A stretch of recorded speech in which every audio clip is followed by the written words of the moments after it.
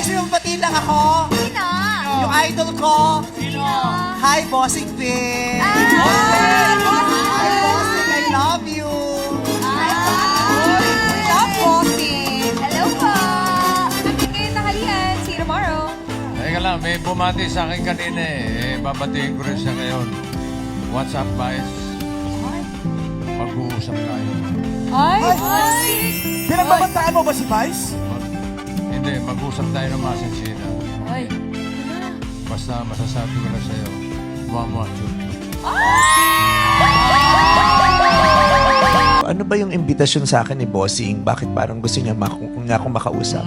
So, tinignan ang schedule ko. Bossing, pasensya na. Busy ako today. Ay! Nako.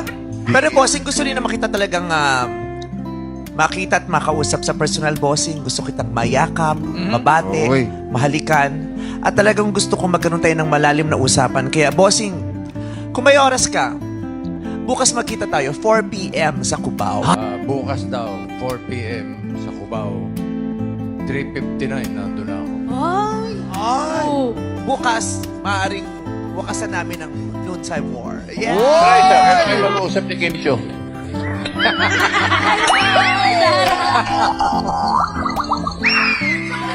Shout out, Kim!